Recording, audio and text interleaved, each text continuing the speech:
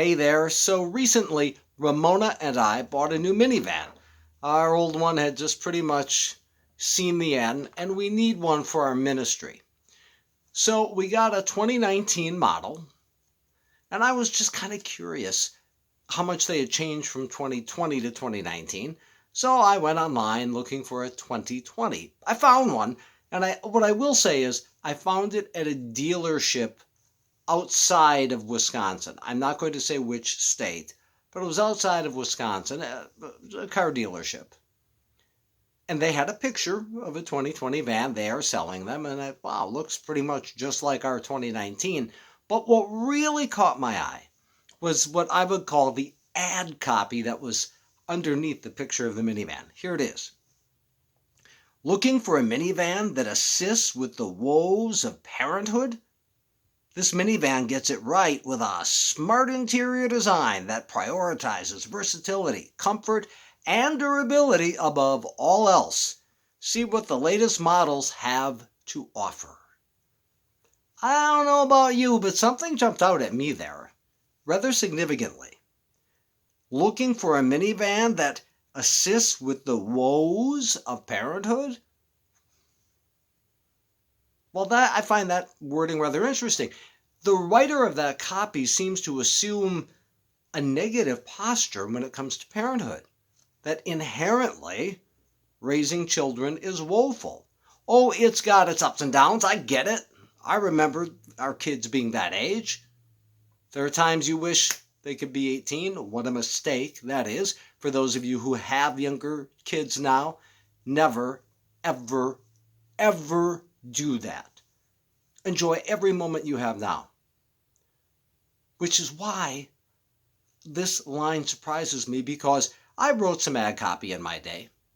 And the number one quasi unwritten rule is never, never accentuate the negative.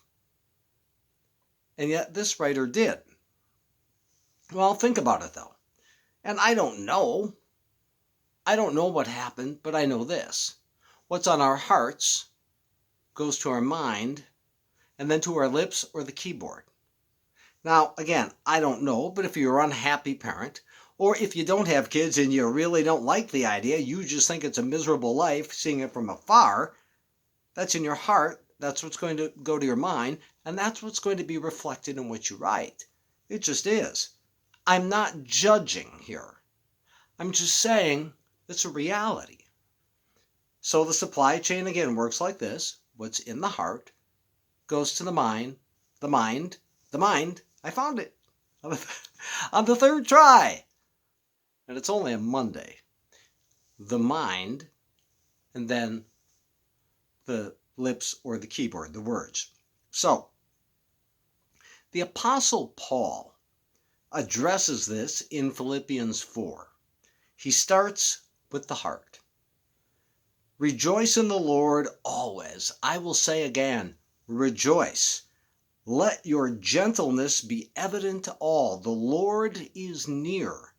Do not be anxious about anything, but in every situation, by prayer and petition, with thanksgiving, present your requests to God, and the peace of God, which transcends all understanding, will guard your hearts and your minds in Christ Jesus. Philippians 4:4-7. So, most importantly there, at least for our purposes, Paul says, guard your hearts. Know what's on your hearts. And if you've accepted Jesus Christ, if you know that you died with him and rose with him, he lives with you and you in him, and that he sacrificed all to set your eternity, when you have all of that, you will have, if you will, a well-adjusted heart. If you don't, the whole supply chain thing is going to go south. But if it starts positive here, goes to here, and then to here. And I think it's just something important for us to remember. Heart to mind to words. What do people see or hear in your words, from your lips or from the keyboard? What is your heart sending to your mind and your mind to your words? Are they uplifting? Are they encouraging? Loving words? Or is there a tinge of negativity to them. For context, what if the copywriter, that website with the van, what if the copywriter had said this? Love spending time with your kids? Those fun-filled outings? Oh, but your current vehicle just doesn't have the space. Have we the minivan for you? That's got to start in the heart. That's what you have to have in your heart. Again, I'm not judging that person. I am just warning of the dangers of this. Apply the contrast between those two messages, and then apply it to your day-to-day communication. What are people getting from your supply chain? Joy, peace, contentment, or positivity? Are they excited to see you? Or are they, well, him or her again? So think about that. Jesus is the greatest cardiologist in the universe. Take your case to him and he will diagnose it. And if there is a supply chain issue with your thoughts, your communications, he can fix it, but you have to turn to him and surrender to him. It will change everything.